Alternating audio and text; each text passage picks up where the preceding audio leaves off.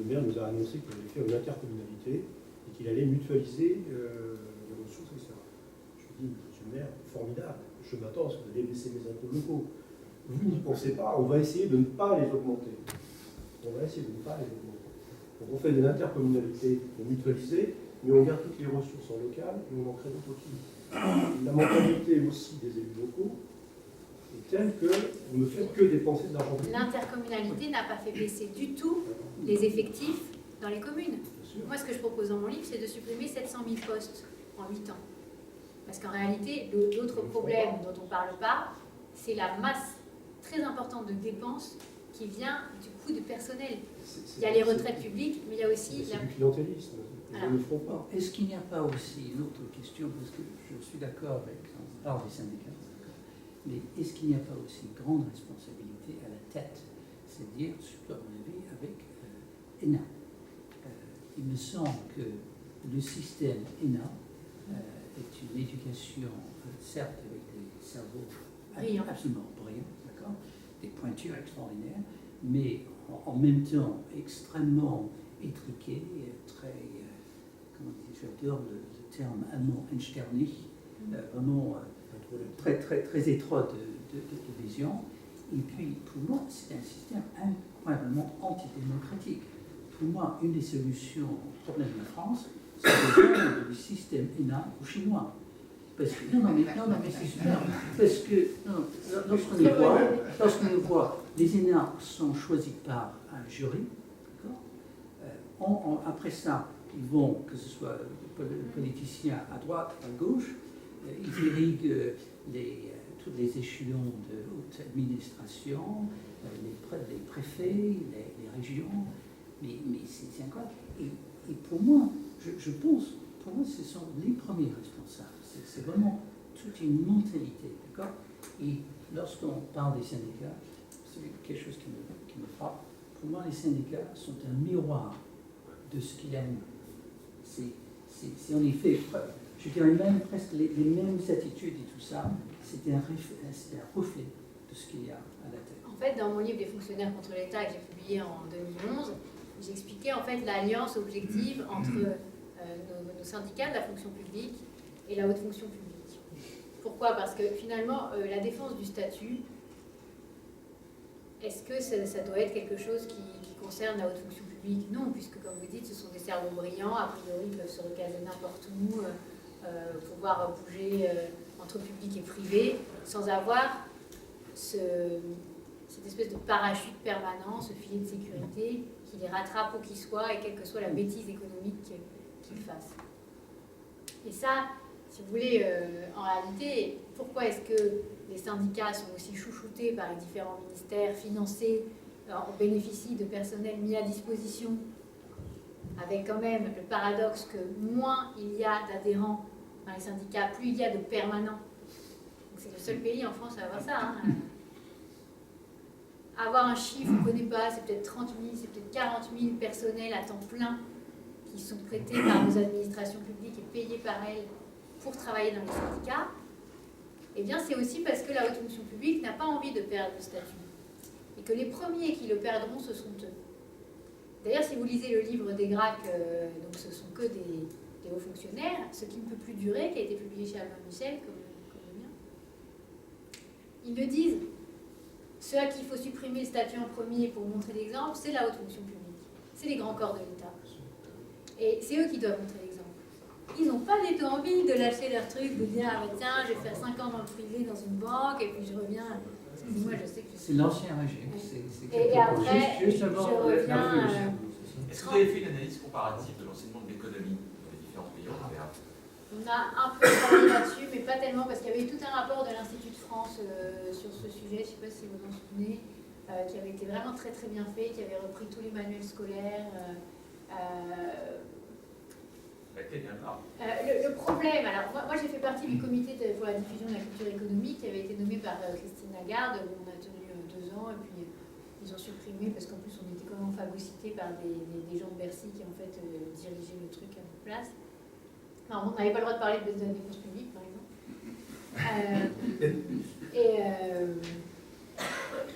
On avait bossé pas mal sous Darcos, à l'idée justement de réhabiliter l'entreprise dans l'éducation publique, etc. Et on s'est heurté quand même à des difficultés énormes. Et il avait été dit qu'il y aurait des enseignements différenciés entre, il y avait de la gestion, de la compta, de l'économie, et ensuite des enseignements plus sociaux. Et puis c'est jamais passé dans la réforme des lycées. Pourquoi ? Parce que l'APSES, l'association des enseignants de sciences économiques et sociales, est beaucoup plus orientée sur le social que sur l'économique. C'est-à-dire que le problème, c'est que nos professeurs d'économie sont en fait des professeurs de social. Et d'ailleurs, on le voit très bien, enfin, même par exemple, quand moi j'ai des débats avec les gens de la commission sociale au MEDEF, je suis parfois étonnée de leur manque de pugnacité, je m'attends à des débats beaucoup plus chauds. Moi, quand je propose de supprimer les RTT, par exemple, ça les choque. Donc, on a un problème du social qui... Et je ne dis pas que c'est mauvais le social, mais je pense qu'on est passé dans une espèce de religion du tout social. Alors, en revenant à la question des fondamentaux, des startups, des jeunes qui ont 30 ans, qui créent des boîtes, etc., c'est sympa, c'est mignon, on les aime bien parce qu'ils sont jeunes, parce qu'ils bouffent des pâtes, parce qu'ils sont pas riches, voilà. Et c'est exactement le truc des assises de l'entrepreneuriat. Il y avait plein de jeunes super qui sont venus dire « Ah bah vous m'aimez aujourd'hui parce que j'ai pas un rond, parce que je bosse comme un malade et parce que peut-être je vais vous créer quelques recettes fiscales et demain vous allez me haïr parce que je vais faire des plus-values et que je serai un riche. » Cette idée start-up, nouvelle génération d'entrepreneurs, etc., je pense qu'il peut y avoir quelque chose qui se passe dans l'enseignement. Il y a des gens comme Philippe Ayac, peut-être que vous connaissez, qui a monté 100 000 entrepreneurs, qui est un type extraordinaire et qui a beaucoup œuvré d'ailleurs pour les assises de l'entrepreneuriat. Et François Hollande a annoncé un enseignement sur l'entrepreneuriat de la 6e à la terminale, aux assises de l'entrepreneuriat. Donné par qui Le CGT, ça. Et moi, j'avais beaucoup plaidé à l'époque pour que les jeunes lycéens aillent étudier une entreprise, comprendre les mécanismes, parce que pour moi, je pense que le mieux, c'est d'aller dans une boîte, d'aller interviewer le dirigeant, le créateur et tout, et de comprendre les clients, les produits, l'action des syndicats à l'intérieur de la boîte, pourquoi on ne veut pas monter les seuils, pourquoi on reste à 49 salariés, etc., etc. Le truc concret, et faire un exposé dessus. Et c'était pas passé. Il y a quelque chose, moi, qui mérite beaucoup, c'est quand je lis l'objectif déficit 3%. Mais ça doit être zéro, ou ça doit être un budget à l'équilibre, ou en excédent. Oui, bien et sûr. Même dans des gens bien pensants qui disent, qui vont dans le bon sens, qui sont 3%. Déjà, par exemple, si on fait 60 milliards d'euros d'économies par an, on ne sera pas à l'équilibre. Oui. Ça ne suffira pas. Parce que le déficit global de toutes nos administrations publiques, c'est plutôt entre 110 et 120 milliards d'euros par an. Hein. Donc ça, c'est qu'une partie du boulot sur le coût de fonctionnement. Ça, il faut le dire. Ensuite, il y a toute la question sur les aides sociales. Dire maintenant, on arrête. On fait une aide plafonnée par mois ou par semaine comme fait Cameron, et on arrête de saupoudrer sur les mêmes foyers fiscaux l'aide pour le logement, pour la machine à laver, pour la rentrée scolaire, pour Noël, pour Pâques, etc. etc. Et aujourd'hui, là encore on a un problème d'open data, qui connaît quel foyer fiscal touche combien en aide sociale? La seule solution pour connaître ça, c'est de les rendre imposables. Et là encore, il y a une question de l'impôt, de la connaissance du rôle de l'impôt, etc. Parce que si tous ceux qui votent dans un territoire ne sont pas imposables à l'IR, ne sont pas imposables aux impôts locaux, comment voulez-vous qu'on ait des demandes rationnelles de la population? Ce n'est pas possible. Un impôt minimum et l'imposition surtout de toutes les aides sociales. Au même barème, ils ne paieront pas beaucoup, mais s'ils payent 20 € par an, ce sera déjà ça. Oui, une dernière question. Et après, on passera aux signatures. Je pense que dans l'Assemblée ici, on partage relativement une forte proportion de diagnostics. Et comment on avance pour que 150 à 250 000 personnes se fassent harakiri dans les 10 années qui viennent? Pas les acteurs publics Pas à faire. changer les pensions. Ça passera. Alors pour moi, c'est la révolution. pour moi, c'est pas du tout harakiri. Pourquoi? le premier chapitre de mon bouquin, c'est la bombe. C'est quoi la bombe? C'est un rapport de l'Inspection Générale des Finances qui ne paraîtra jamais. Moi, j'ai pu le consulter et le recopier à la main. Ils sont filigranés. Il y a les noms des fonctionnaires qui ont filé l'info en filigrane, donc vous ne pouvez pas le photocopier, sinon vous donnez à tout le monde le nom du gars qui a fait fuiter le rapport. Ce truc, c'est dingue. C'est l'Inspection Générale des Finances elle-même qui dit maintenant, les gars, il faut arrêter, parce qu'on est au bord de la faillite. Et si on ne fait pas 18 milliards d'économies tout de suite sur les dépenses de l'État, ça va mal se passer. Donc, les hauts fonctionnaires, les fonctionnaires eux-mêmes, et même des gens de catégorie B ou C, comprennent que si on n'arrête pas la machine infernale qu'on pense aujourd'hui, demain, peut-être, on ne paiera pas leur salaire, on ne paiera pas leur retraite. Et je ne suis pas d'accord avec votre notion d'harakiri, parce que je pense qu'il y a de plus en plus de gens qui sont en train de comprendre, parce que vous et moi, on ne dépend pas de la dépense publique. Demain, il y a un vrai problème en France, on peut toujours aller ailleurs, on peut toujours faire autre chose. Demandez aux milliers de fonctionnaires, aux millions de fonctionnaires qu'on a, s'ils peuvent se projeter ailleurs. Pas tant que ça. Donc la chose qu'il faut qu'ils comprennent, et je pense qu'à l'intérieur de Bercy, il y a beaucoup de gens qui ont compris ça, c'est que d'abord, c'est se sauver eux-mêmes. Et les fonctionnaires contre l'État, ce que j'avais écrit en 2 millions, c'était tout à fait ça. C'est qu'à force de vouloir sanctuariser le statut, l'organisation publique telle qu'elle est aujourd'hui, etc., de jamais la remettre en question, empiler les strates, ben c'est contre eux-mêmes qu'ils travaillent. Et ça, je pense que c'est une notion très importante. Et il y a de plus en plus, vous savez, je pense qu'il y a de plus en plus d'agents qui comprennent. Ils n'auront jamais la force face aux syndicats. Et si on ne passe pas par un processus de type lobby par Internet, etc., de gens qui sont complètement indépendants, complètement libres, ben les acteurs publics ne se formeront jamais. Qu'on fait à Alsace, aussi bien que sur les Alsaciens, ils n'ont pas réussi à faire. Mais pourquoi? Parce qu'au même moment où le président de la République parle de simplification, de choc de simplification, quel est le ministre qui allait traîner ses guêtres dans les réunions publiques là, sur la fusion des 3 échelons? Qui est allé là-bas? Le président y est allé? Le Premier ministre? Ils n'ont rien à gagner. Personne n'y est allé. Pas un. On parle de choc de simplification, il n'y en a pas un qui se pointe pour dire, ben voilà, c'est ça la simplification. C'est ça l'idée de supprimer les 5 réunions sur la même subvention de 10 000 € à un pauvre truc associatif ou culturel. Donc, le problème, c'est que je pense que les Français sont prêts pour une baisse de la dépense publique beaucoup plus importante.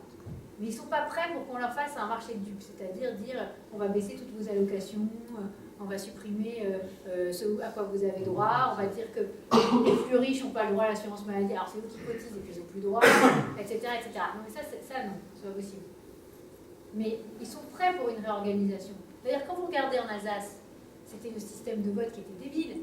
Mais si vous additionnez toutes les voix pour, elles sont supérieures. Elles ont dépassé, je crois qu'elles ont plus de 57%. Donc, en réalité, les Français, ils sont prêts. Le problème, c'est le booster derrière. Et si on explique aux Français que autant de dépenses publiques économisées, ce sont autant d'impôts en moins à payer, je pense que là, ça commence à... De plus en plus d'emplois. Bon, alors... Ce sera la dernière des nerfs. Après, moi, je voyage beaucoup, et puis j'ai été dans le commerce d'une entreprise mondiale. Alors le sujet que je vais aborder est un peu hors sujet par rapport aux activités.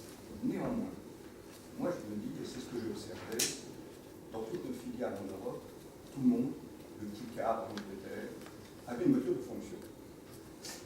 Et il y avait une voiture de fonction pas partout. Il n'y a qu'en France où il n'y en a pas. Alors pourquoi il n'y en a pas? Parce que les fonctionnaires dans notre état de fonctionnaire n'en bénéficient pas. Pourquoi? Le lobby automobile, et peut-être des fondations comme la vôtre, qui pourraient en voir l'impact fiscal, et je suis sûr que l'impact fiscal avec la TVA, etc., la production, sauver le marché du tout, etc.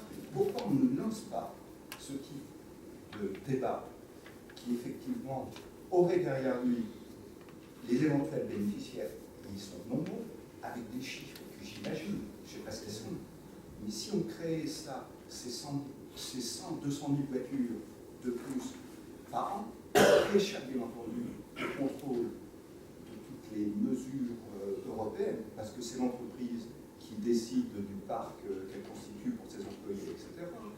Les bagnoles, ça s'amortit sur 4 ans, etc. Bon, vous avez tout compris. Pourquoi on ne se lance pas sur des trucs concrets comme ça, qui aurait, je vais essayer de l'avantage. C'est l'inverse aujourd'hui. Oui, c'est l'inverse. On taxe plus pour décourager les méthodes de fonction. Mais pourquoi on ne se lance pas là-dessus? Alors, est-ce que Ça aurait un avantage. Je crois que monsieur a une réponse, mais je vais très brièvement. Chaque fois qu'on décide d'une niche fiscale, d'un avantage fiscal, etc., parce que c'est de ça qu'on parle, il faut le prévoir en fonction de l'impact que ça va avoir en termes d'emploi. Le problème de la France, et je ne répondrai pas sur ce sujet spécifiquement, Oui, mais c'est une idée comme ça. mais le problème de la France, c'est qu'on ne fait pas de budget dynamique. C'est-à-dire que quand on vote une mesure, on ne calcule jamais véritablement l'impact économique, de recettes fiscales derrière, de création d'emplois derrière, etc. Et qu'on est... Et comment? Pourquoi on lance pas les énormes qui sont payés? Alors, il y a maintenant des études d'impact qui sont assorties à chaque projet de loi, mais elles sont bâclées. Et elles ne réfléchissent jamais, comme le font les Américains par exemple, parce qu'ils font toujours, vous savez, il y a des modèles économiques, il y a le modèle Mésange qui est utilisé à Bercy, il y a des modèles économiques qui sont utilisés aux États-Unis, qui tournent en permanence, et chaque fois qu'on crée une nouvelle mesure, chaque fois qu'on vote une nouvelle disposition, notamment fiscale, ça mouline pour savoir si ça a des effets pervers, si ça va avoir un impact économique positif, etc., etc. Et je sais que les Allemands sont très aussi à cheval sur ces questions pour véritablement, chaque fois qu'ils votent une nouvelle disposition, vérifier que ça ne va pas porter atteinte à l'activité entrepreneuriale. Donc je pense que le problème, c'est le problème du budget dynamique, parce que toute mesure qui coûte de l'argent au trésor et qui ne crée pas de richesse véritablement, devrait être revue véritablement avant d'être votée. Dans mon exemple, a priori, ça crée de la richesse, ça crée de l'emploi et ça crée de l'assiette fiscale avec 20% de TVA sur chacune des bagnoles vendues. Donc, voilà. j'imagine que... Budget dynamique. Mais je crois que monsieur voulait je peux vous dire, en Angleterre, ils ont fait exactement ça. Je peux vous dire. Et ceux qui faisaient, ils faisaient exactement ça. Et toutes les sociétés, on les faisait acheter des voitures anglaises. On était obligés d'acheter. Et c'est justement à cause de cette protection que les automobiles anglaises n'ont pas évolué. Et c'est pour cette raison-là qu'ils ont été dépassés par la concurrence et qu'il n'y a plus de voitures grosso modo anglaises. Alors je m'excuse, c'est une autre façon de protection qui évolue. Merci beaucoup. Par respecter l'horaire. Dernière question habituelle, Agnès Vernier-Molinier, de tout ce qu'on a dit, quel est le message que nous, entrepreneurs, on doit retenir en termes d'enseignement, d'espoir, de pistes d'action pour cet après-midi, pour commencer à travailler cet après-midi? D'abord un message évidemment d'espoir, parce que l'idée, c'est vrai, certains d'entre vous l'ont dit, ça fait pas mal d'années qu'on parle de cette dépense, de cette non-gestion de l'État, etc. Je crois qu'aujourd'hui, la situation est bien pire qu'avant et que, résultat, on va être obligé de bouger. Donc, il va se passer des choses. Je crois qu'on ne se rend pas compte qu'on est au tournant. C'est maintenant le tournant, enfin, moi j'en ai la conviction. La gauche est en train de faire quand même, malgré toutes les pincettes que je peux mettre là-dessus, une véritable évolution. Je pense qu'on va changer, vraisemblablement dans pas trop longtemps, de gouvernement et qu'il y aura des choix qui ne seront pas du tout les choix d'aujourd'hui. En tout cas, j'espère. Il y a beaucoup de gens dans Paris qui y travaillent aujourd'hui pour que ça bouge. J'espère que ça va se passer. De toute façon, après, c'est une question politique. On ne peut pas se faire réélire avec un chômage à 15%. Donc, il faut toute personne normalement constituée, une fois qu'il voit la coupe du chômage actuel, pense à essayer d'autres choses qui n'ont pas été essayées. Donc, il va se passer des choses. Donc ça, c'est la première chose. Ensuite, pour les entrepreneurs, je pense que paradoxalement, même si la France aujourd'hui n'est pas autant le pays de l'entreprise tel qu'on pourrait le souhaiter, justement avec ce tournant, il va forcément être mis en place des incitations beaucoup plus fortes. J'en prends pour exemple la taxation du capital. Maintenant, après 8 ans de détention, sur ce qu'ils appellent le truc exceptionnel, enfin, un dispositif un peu exceptionnel pour les boîtes, les PME, les jeunes PME, on a moins de taxation du capital qu'il n'y avait sous Sarkozy. Donc, je pense que ça va bouger. Ensuite, la question, c'est aussi la société civile. Comment on s'organise? Comment on fait peser notre poids? Comment on fait en sorte pour que la Fondation IFRAP, mais aussi d'autres, il y a eu les pigeons, mais il y en a d'autres qui travaillent tous les jours pour faire bouger les lignes, apporter des discours différents. Moi, je passe ma vie dans les médias, dans les émissions, dans les débats. Je suis allée à Nantes aux Journées du Nouvel Obs, j'ai failli me faire trucider. Voilà, mais il faut apporter la contradiction, il faut du débat, il faut aller se heurter à ceux qui ne pensent pas comme nous. Il ne faut pas rester entre nous. Et s'il y a vraiment un message que je voudrais délivrer, c'est que sortez du microcosme des gens qui pensent comme vous et allez au combat sur ces débats et prenez des places dans les médias et faites-vous inviter, etc. C'est pas si difficile.